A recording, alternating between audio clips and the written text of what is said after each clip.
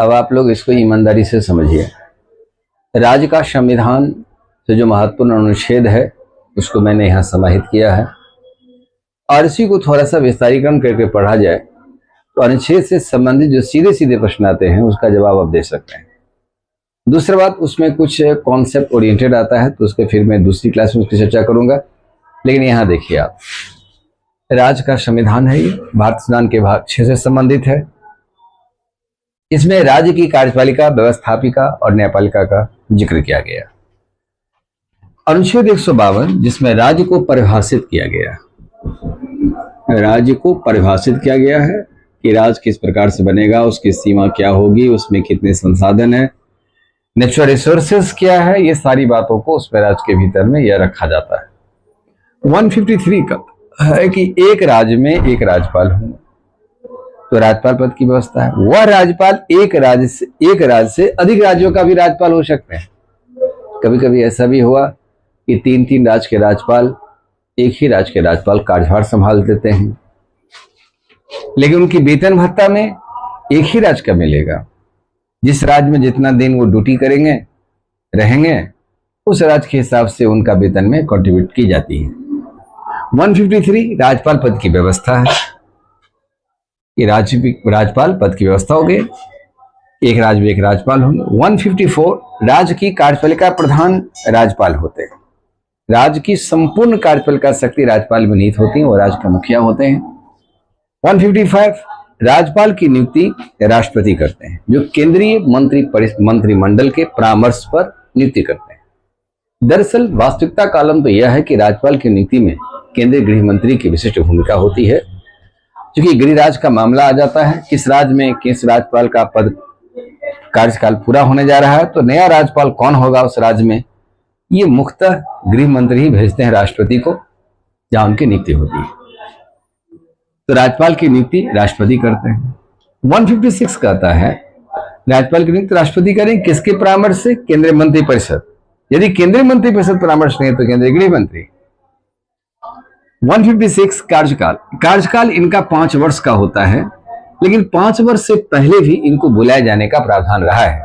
भारत के अधिकांश राज्यों के राज्यपाल ऐसे हुए कि समय कार्य पूरा नहीं हुआ फिर बुला लिया गया, या उस राज्य के राज्यपाल को कुछ दिन के लिए एक राज्य में दूसरे राज्य में भेज सकते हैं, यह भी होता रहा है। तो यहां पर आता है कि राष्ट्रपति के प्रसाद पर्यंत ये पद पर काम करते हैं। प्रसाद पर्यंत का मतलब होगा कि जब तक राष्ट्रपति चाहें आप राज्यपाल बन सकते हैं। मदन लाल खुराना जब राजस्थान के राज्यपाल थे और उनके स्थान पर प्रतिभा देवी सिंह पाटिल को राज्यपाल बनाया गया, उसके बाद वो राष्ट्रपति पद पर चले गए। तो मदन लाल खुराना को जब राज्यपाल पद से हटाया गया तो 6 महीने ही कार्यकाल हुआ था। तो यह बात दिल्ली उच्च न्यायालय में केस दर्ज किया गया। अभी तक इस मामला को हाईकोर्ट ने निर्णय नहीं दिया। ये आखिर उनका सवाल था कि हमें समय से पहले क्यों बुलाया गया, जबकि मेरा कार्यकाल 5 वर्ष है। तो हटाने संबंधी कोई प्रस्ताव नहीं है भारतीय संविधान के भीतर में। राज्यपाल को राष्ट्रपति के प्रसाद पर्यंत पर निर्भर करता है। तमाम बात के बाद यह देखा जाए, यह एक राजनीतिक मुद्दा है, यह पॉलिटिकल पोस्ट है। जब केंद्र में किसी पार्टी की सरकार बनती है तो निश्चित है कि सबसे पहला वो नई सरकार वो अपना राज्यपाल को बदल देते हैं। यही परंपराएं होती आ रही है। जैसे मनमोहन जी के कार्यकाल का जो भी राज्यपाल था मोदी जी बदल दिए। मनमोहन जी उन सारे राज्यपाल को हटा दिए जो वाजपेयी जी नियुक्ति की, वाजपेयी सरकार नियुक्ति किया था। तो 5 वर्ष भी रहे और प्रसाद पर्यंत भी रहे, तो इसका बेटर उत्तर होता है प्रसाद पर्यंत। 157 राज्यपाल की योग्यता का निर्धारण किया गया है। योग्यता के रूप में कहा गया कि भारत का नागरिक हो, उम्र 35 वर्ष होना चाहिए, पागलता दिवालिया नहीं हो, किसी इलाज के पद पर न हो और उस राज्य के रहने वाले न हो।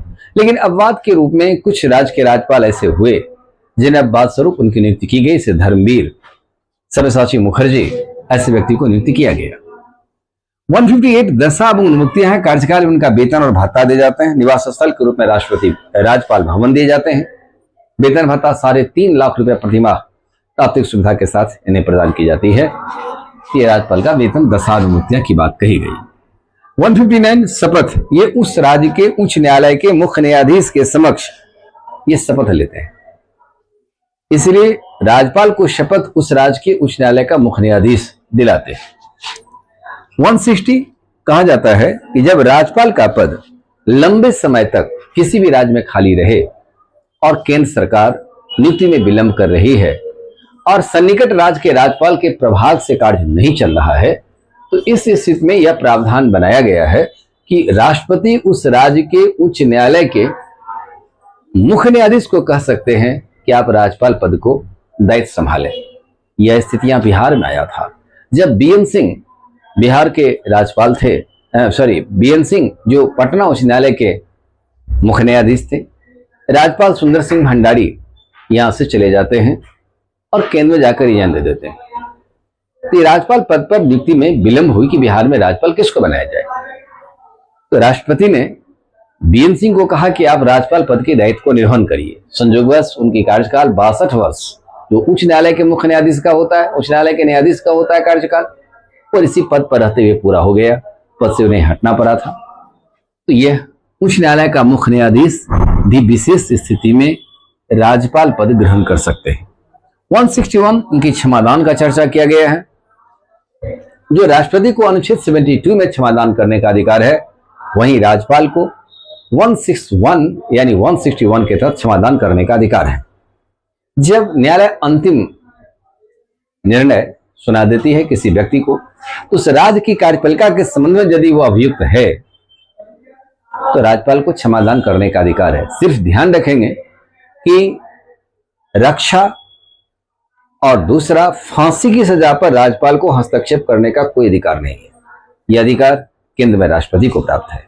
राज्यपाल इसमें क्या क्या काम कर सकते हैं? तो क्षमा, लघुकरण, परिहार, विराम, निलंबन, इसमें से किसी एक अभियुक्त पर एक ही चीज का प्रयोग कर सकते हैं। यह उनका अनुग्रह अधिकार है, चाहे तो कर सकते हैं, अन्यथा नहीं कर सकते हैं। क्षमा का मतलब यह होगा किसी अभियुक्त को कह दिया कि जाओ मैं तुम्हें क्षमा कर दिया, आरोप खत्म। लघुकरण, बड़ा अपराध को छोटा करना, लघुकरण कहलाता है। परिहार, दंड के स्वरूप में कोई कमी नहीं आएगी। जैसे आजीवन कारावास की सजा है तो दंड का स्वरूप हो गया कारावास की सजा, तो कारावास की सजा को कम अवधि में किया जा सकता है। तो परिहार में यह हो सकता है, स्वरूप में कोई चेंज नहीं होगा।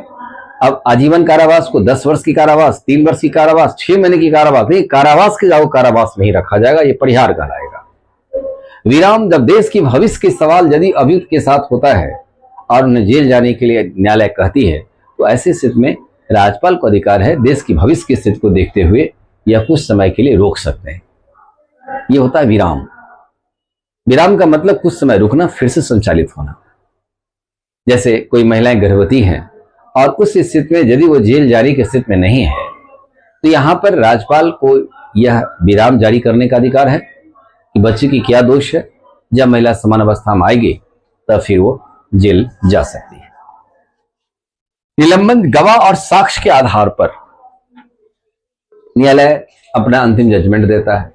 गवाह और साक्ष्य यदि झूठी पाई जाए, राज्यपाल को विश्वस्त सूत्रों से पता चलता है, तो ऐसी स्थिति में वह केस को ही समाप्त कर देते हैं, अभियुक्त को बाइज्जत रिहा कर देते हैं। तो ये क्षमादान का अधिकार है।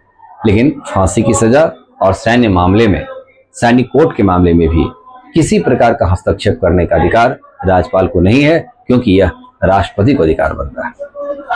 अब मैं इसी राज्यपाल से संदर्भित 153 से लेकर के 161 तक का मैं एक संक्षिप्त रूप से याद करने के लिए आप एक फॉर्मूला दे दिया। इसकी हालांकि संविधान में वर्णन नहीं है फॉर्मूला का, लेकिन आपको याद करने के दृष्टिकोण से दिए हैं। यहां दिए हैं पकानिकायो 10 मुख क्षमा, पकानिकायो 10 मुख क्षमा। राष्ट्रपति में था पकानिको का 2 यहां पकानिकायो 10 मुख क्षमा। 153, 154, 155, 56, 57, 58, 59, 60, 161, यानी इस प्रकार से आर्टिकल को मैंने भर दिया। अब प से पद की व्यवस्था। 154 कार्यपालिका के प्रधान, राज्य कार्यपालिका के प्रधान राज्यपाल होते हैं। नी 155 इनका नियुक्ति होती है, नियुक्ति राष्ट्रपति करते हैं। का से कार्यकाल 156 के तहत कार्यकाल का निर्धारण किया गया है, जो राज्यपाल के प्रसाद राष्ट्रपति के प्रसाद पर्यंत होते हैं, या इनके सामान्य कार्यकाल 5 वर्ष की होती है। यू से योग्यता, इनकी योग्यता का निर्धारण किया गया है। दौ से दशा एवं उन्मुक्तियां, इनका वेतन भत्ता अन्य सुविधाएं प्रदान की जाती है। 100 से शपथ 159 ये शपथ लेते हैं उस राज्य के उच्च न्यायालय के मुख्य न्यायाधीश के समक्ष।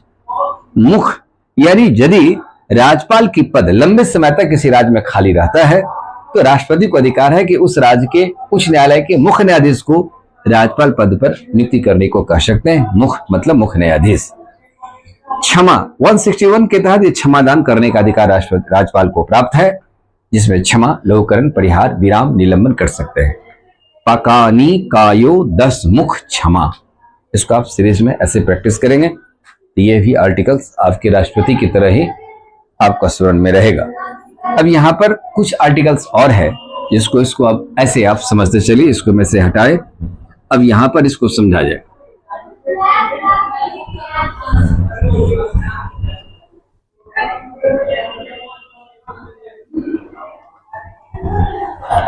आर्टिकल 163 राज्य में मंत्री परिषद की गठन करने का अधिकार, मंत्री परिषद गठन करने का अधिकार जो है यह राज्यपाल को आता है, ताकि राज्यपाल के कार्य में सलाह सहायता देने के लिए मंत्री परिषद की गठन किया जाता है। आर्टिकल 164 मंत्री के वेतन भत्ता की व्यवस्था की गई है। आर्टिकल 165 महाधिवक्ता की नियुक्ति की जाती है। राज्यपाल महाधिवक्ता की नियुक्ति करते हैं। ये राज्य के प्रथम विधिकारी होते हैं। इनकी योग्यता उस हाईकोर्ट के यानी उच्च न्यायालय के न्यायाधीश के समान होता है। इन्हें कार्यपालिका का हिस्सा माना जाता है। ये किसी भी सदन की कार्यवाही में भाग ले सकते हैं। राज्य विधानमंडल की सदन की कार्यवाही में विधानसभा जिन राज्य विधान परिषद है उसमें भाग ले सकते हैं, बहस का हिस्सा बन सकते हैं। बिहार सरकार के समर्थन में भारत के किसी भी न्यायालय में वकालत कर सकते हैं। जो काम महान्यायवादी का केंद्र में आर्टिकल 76 में था, वही काम राज्य में महाधिवक्ता का है। महाधिवक्ता राज्यपाल के कानूनी परामर्शदात्री होते हैं, साथ ही राज्य सरकार के कानूनी परामर्शदात्री होते हैं। राज्य सरकार पर यदि कोई केस करता है तो महाधिवक्ता ही यहां पर दलील देते हैं सरकार की ओर से। 167 मंत्री परिषद जो निर्णय लेते हैं वह निर्णय की सूचना मुख्यमंत्री का दायित्व है कि आप राज्यपाल को देंगे।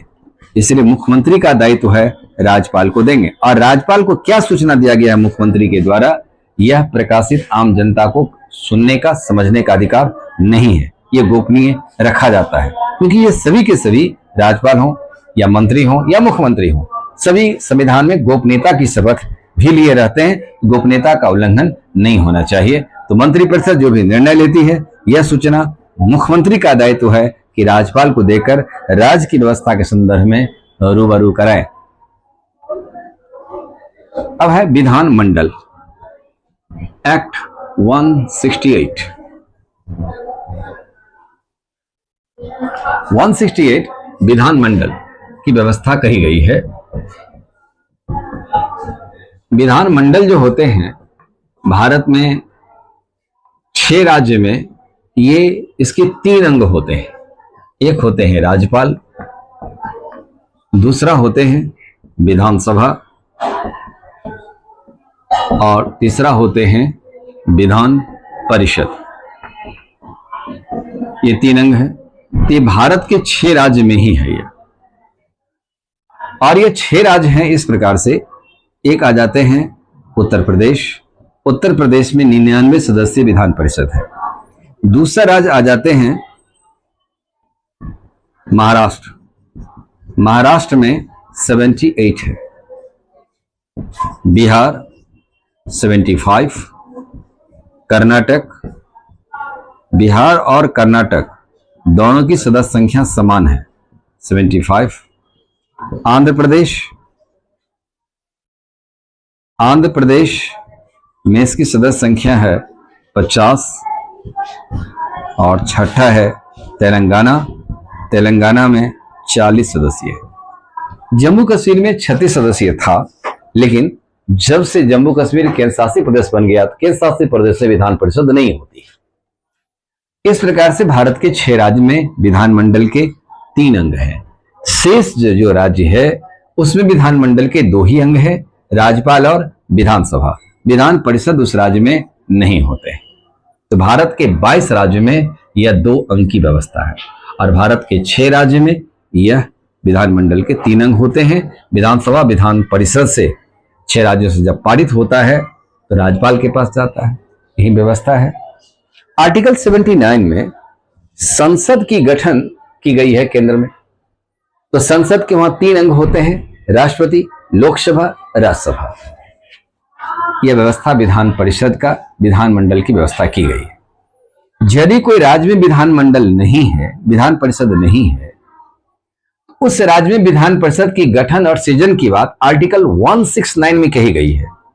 अब इसको हटाते हैं, 169 या इसको देखिए, एक्ट 169 विधान परिषद का सृजन तथा उत्सादन।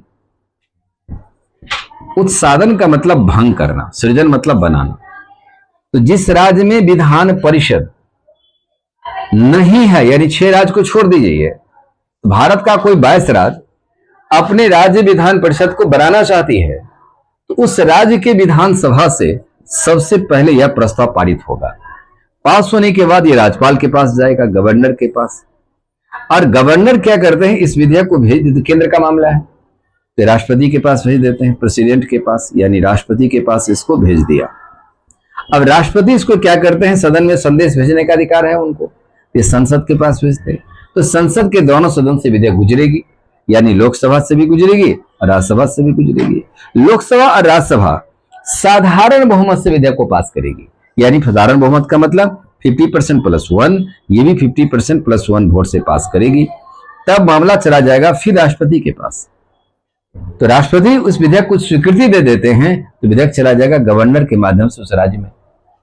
जैसे विधेयक भेजा गया उसे आते हैं, राष्ट्रपति की स्वीकृति मिल गई, एक निश्चित तिथि से उस राज्य में विधान परिषद सृजित हो जाती है, वह काम करना शुरुआत कर देती है। यदि कोई राज्य जिस राज्य में है, यानी भारत के 6 राज्य में है, यदि 6 राज्य में से कोई राज्य यह चाहती है कि विधान परिषद अपने राज्य से मैं समाप्त कर दूं, इसकी आवश्यकता नहीं है, यह महसूस करती है, तो विधानसभा में प्रस्ताव आएगा। विधानसभा से प्रस्ताव पास होने के बाद वह गवर्नर के पास जाएगा, गवर्नर उसको राष्ट्रपति के पास भेजेंगे, राष्ट्रपति संसद के पास भेजेंगे, संसद के दोनों सदन लोकसभा राज्यसभा साधारण बहुमत से पास करेगा। यानी जैसा सृजन में बहुमत था वैसे उत्सादन में भी बहुमत है।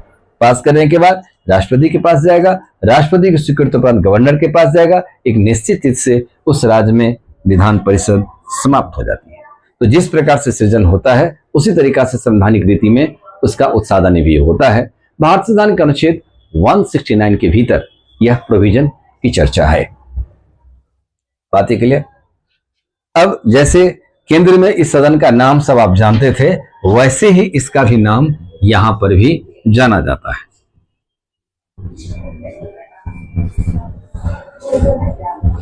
जैसे विधानसभा, इसको हम निम्न सदन कहते हैं, लोकसभा को भी हम निम्न सदन कहते हैं।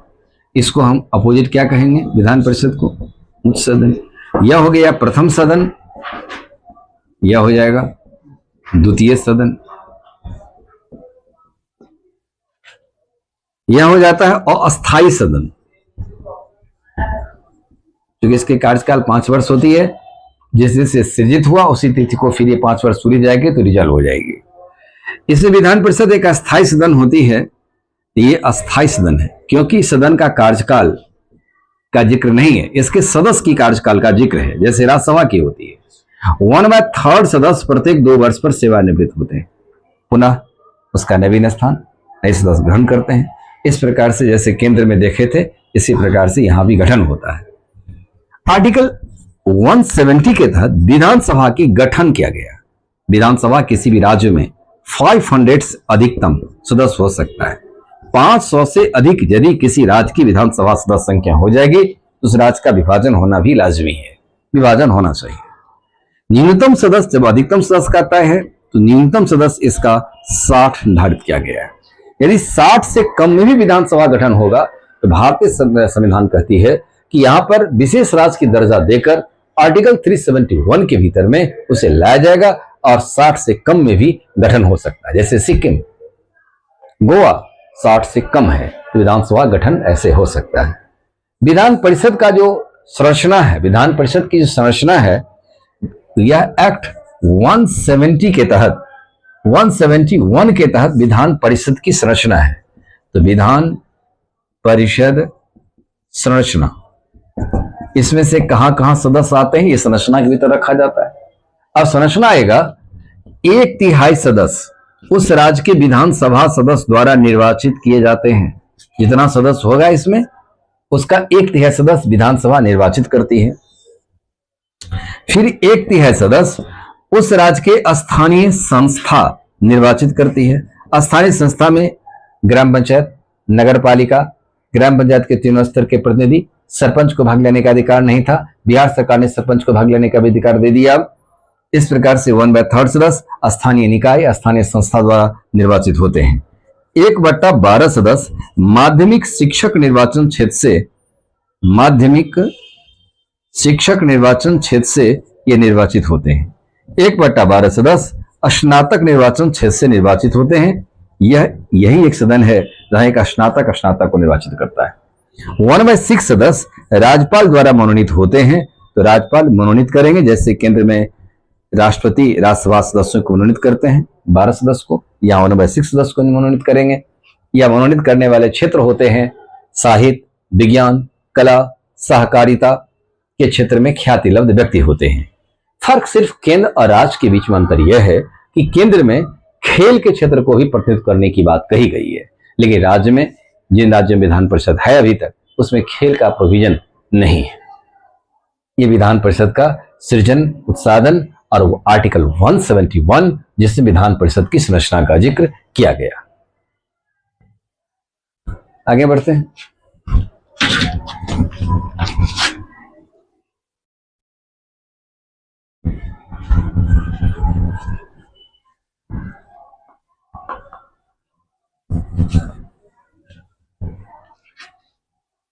अब कहते हैं आर्टिकल 172 विधानसभा का सत्र बुलाना। सत्र बुलाने का अधिकार राज्यपाल को आता है। ये एक्ट 172 में आता है। सत्र बुलाने का अधिकार राज्यपाल को है। तो राज्यपाल सत्र बुलाएंगे तो सत्रावसान यानी सत्र की समाप्ति करने का अधिकार भी राज्यपाल को ही होता है। सत्र यहां भी 3 होते हैं। एक आता है बजट सत्र, दूसरा आता है मानसून कालीन सत्र,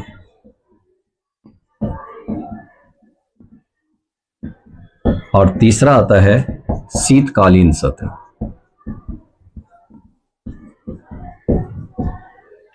सबसे बड़ा सत्र, मिडिल सत्र, सबसे छोटा सत्र। बजट सत्र और मानसून कालीन सत्र, 2 सत्र का बीच की दूरी, यहां से यहां, फिर यहां से यहां, यहां से यहां, 2 सत्र का बीच का दूरी 6 महीने से अधिक नहीं होना चाहिए।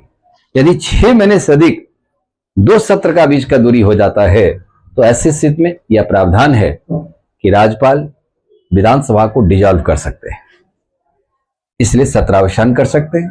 तो भंग करने का एक तरीका यह भी है कि 2 सत्र का बीच की दूरी 6 महीने पार कर जाएंगे तो राज्यपाल को अधिकार है कि विधानसभा को भंग करेंगे, और यह भंग केंद्रीय राज्य की मंत्री परिषद के परामर्श पर किया जाएगा, जैसे केंद्र में होती है। दूसरा, जब किसी भी दल का नेता बहुमत साबित करने की स्थिति में नहीं होते हैं तो राज्य मंत्री परिषद के सलाह पर राज्यपाल राज्य विधानसभा को भंग कर सकते हैं।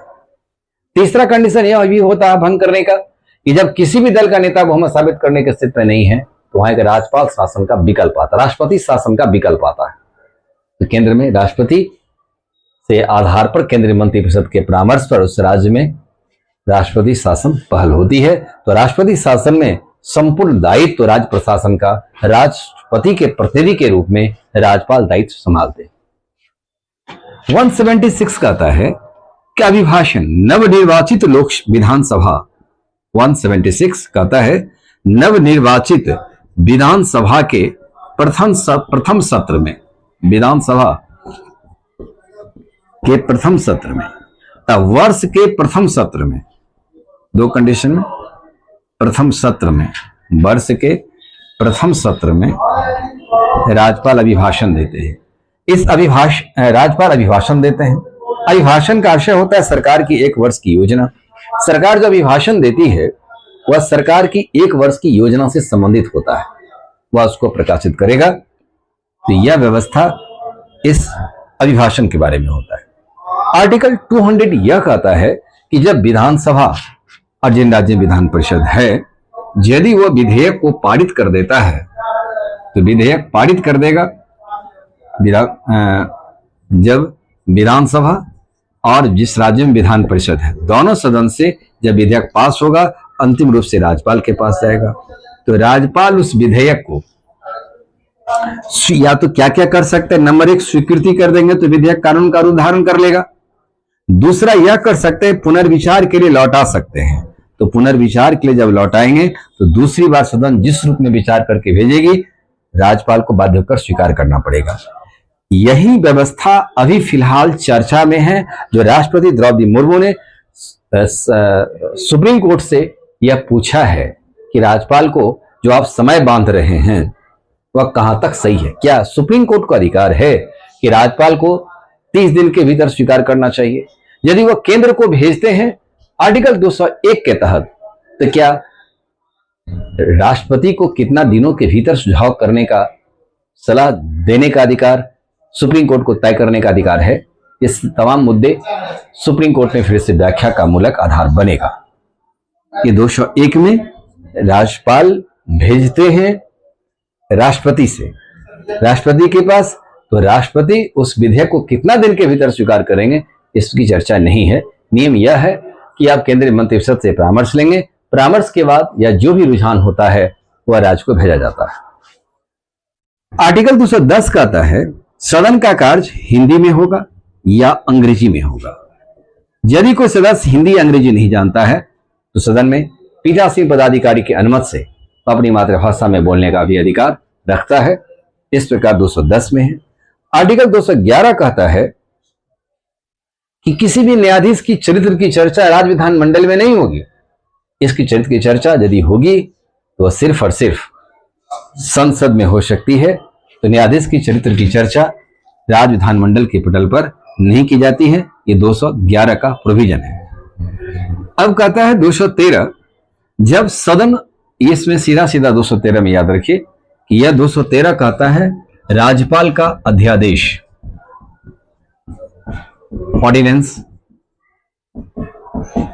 अध्यादेश कानून कहता है जब सदन सत्र में नहीं होते हैं और उस समय राज्य में अचानक किसी महत्वपूर्ण कानून की आवश्यकता पड़ गई और ऐसा कानून राज्य में नहीं है, तो राज्य मंत्री परिषद लिखित रूप से अध्यादेश प्रपत्र का निर्माण करती है और वह राज्यपाल को देते हैं। राज्यपाल फिर उसे स्वीकृति देते हैं, अध्यादेश जारी करते हैं। अध्यादेश जारी कर दिया तो अध्यादेश फिलहाल लागू हो जाता है। इस अध्यादेश, राज्यपाल के अध्यादेश कानून का महत्व यह है, जैसे विधानमंडल द्वारा पारित किए गए कानून का होता है, फिलहाल राज्य को कानून मिल जाती है। जब सदन सत्र में आ जाएंगे तो 6 महीना के भीतर सदन में सत्र आना ही है। जब सदन सत्र में आ जाते हैं तो 6 सप्ताह के भीतर इसे स्वीकृति दे देंगे। यदि स्वीकृति दे दिया तो अध्यादेश कानून आगे जारी रह सकता है। यदि 6 सप्ताह के भीतर स्वीकृति नहीं दिया तो 6 सप्ताह के उपरांत यह अध्यादेश हटाने की आवश्यकता नहीं होती, यह समाप्त हो जाता है। अध्यादेश कानून की स्वीकृति राज्य विधानमंडल 6 सप्ताह के भीतर देती है। ये बात को ध्यान रखेंगे, 6 सप्ताह के भीतर देगा, जारी होगा। अध्यादेश कानून राज्यपाल द्वारा जारी किए जाते हैं, लेकिन यह प्रपत्र निर्माण करने का अधिकार राज्य मंत्री परिषद को होती है। राज्यपाल द्वारा जारी किया अध्यादेश इक्विवेलेंट राज्य विधानमंडल द्वारा पारित कानून के समान होता है। जब सदन सत्र में आ जाएंगे, 6 सप्ताह के भीतर स्वीकार करेंगे तो अध्यादेश कानून आगे बढ़ेगी, आगे भी लागू होगी। यदि 6 सप्ताह के भीतर सदन स्वीकार नहीं करती है तो 6 सप्ताह के उपरांत अध्यादेश कानून स्वतः ही समाप्त हो जाता है। इस प्रकार से महत्वपूर्ण अनुच्छेदों को समेट कर रखें। फिर इसके भीतर जो एनालिटिकल जो प्रक्रियाएं हैं, प्रोसेस है, समझना जहां है, तो फिर हम उसे दूसरी क्लास के भीतर चर्चा करेंगे। आप लोगों को और कुछ क्वेश्चन पूछना है तो आप पूछ सकते हैं। वहाँ पे बताएं कि प्रसाद पर्यंत ज्यादा सटीक आंसर होगा, लेकिन अगर ऑप्शन में 5 वर्ष भी रहेगा तो उसमें क्या करेंगे? नहीं, उसमें प्रसाद पर्यंत ज्यादा उचित होगा कि समय से पहले भी राज्यपाल को वापस लेने की बात भारत में देखी गई है। ये प्रसाद पर्यंत शर्त पर लगाएंगे। दोनों विकल्प रहे। 5 राज्यपाल का कार्यकाल होता है 5 वर्ष, प्रसाद पर्यंत सटीक उत्तर होगा। जब प्रसाद पर्यंत नहीं है तब 5 वर्ष होगा। 5 वर्ष अगर ज्यादा ऑप्शन में दोनों ही रहेगा तो एक से अधिक होगा या आंसर की नहीं? जब एक से अधिक की बात आएगी तो प्रसाद पर्यंत तो अपने आप में खुद है, अभी भी हट सकते हैं। ठीक है। सामान्यतः संविधान कहता है कि सामान्यतः कार्यकाल राज्यपाल का 5 वर्ष होगा, यानी एक शपथ लेने के बाद वह शपथ का प्रभाव में वह 5 वर्ष तक रहेंगे। ठीक है।